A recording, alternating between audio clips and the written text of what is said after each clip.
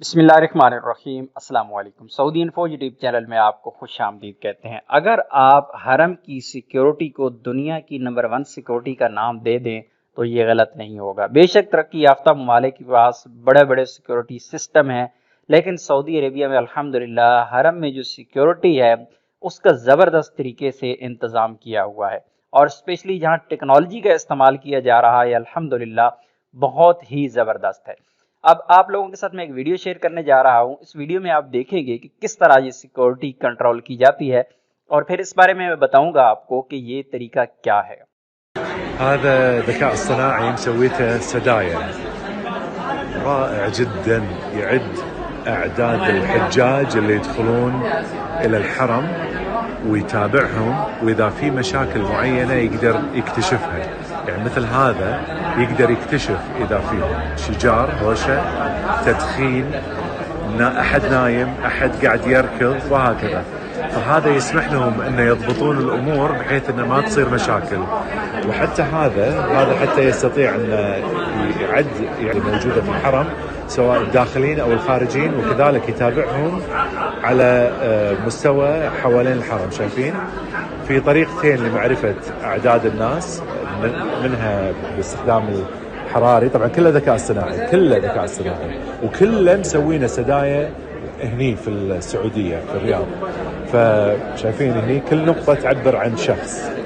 جس طرح آپ نے ویڈیو یہاں پہ دیکھی ہے، اب ویڈیو میں آپ کو دکھایا گیا ہے کہ مختلف قسم کے کوڈ شو ہوتے ہیں۔ جتنی بھی تعداد حرم میں موجود ہوتی ہے، ہر ایک بندے پہ ایک کوڈ شو ہو رہا ہوتا ہے۔ بندہ چل رہا ہے، کوڈ اس کے ساتھ ساتھ چل رہا ہے۔ یہ کوڈنگ ہے کیا؟ یہ کوڈنگ اصل میں مختلف کیٹیگریز میں تقسیم کی گئی ہے۔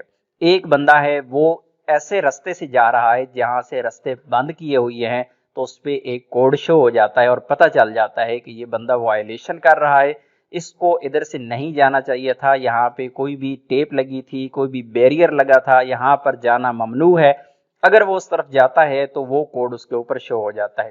اگر اللہ نہ کرے کوئی بندہ کہیں پہ بھی بیٹھ کے کہیں آتے جاتے اگر سگریٹ پیتا ہے، سگریٹ کا علیحدہ سے ایک کوڈ ہے، اور وہ کوڈ فوری طور پر یہاں پر جو سیکیورٹی روم ہے، کنٹرول روم ہے، یہاں پر مختلف سکرینز لگی ہوئی ہیں، بڑی بڑی سکرینز ہے، یہاں پہ وہ کوڈ شو ہو جاتا ہے کہ کس ایریا میں کون سا بندہ اس وقت سگریٹ پی رہا ہے۔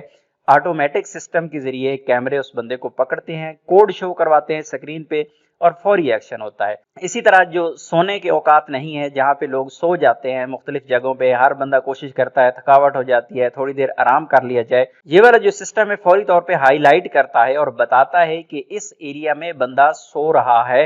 اور اسی طرح مزید جتنی بھی چیزیں ہیں ساری کی ساری یہاں سے کنٹرول کی جاتی ہیں۔ ایون کہ حرم کے اندر جتنی بھی تعداد لوگوں کی ایک ٹائم میں موجود ہوتی ہے ان کو بھی کاؤنٹ کیا جا رہا ہوتا ہے، اور ہر وقت پتہ چل رہا ہوتا ہے کہ اس وقت حرم میں ٹوٹل تعداد لوگوں کی کتنی ہے، اور یہ ساری کی ساری مانیٹرنگ کیمراز کے ذریعے ہوتی ہے اور انٹیلیجنس ٹیکنالوجی کے ذریعے ہوتی ہے، اور ہر وقت حرم کی جو سیکیورٹی ہے وہ الرٹ رہتی ہے۔ آپ نے دیکھا ہوگا کہ حرم پاک میں کئی بار کچھ ایسے ناپسندیدہ واقعات ہوئے ہیں، لیکن حرم کی سیکیورٹی فوری طور پہ ایکٹیو ہوتی ہے۔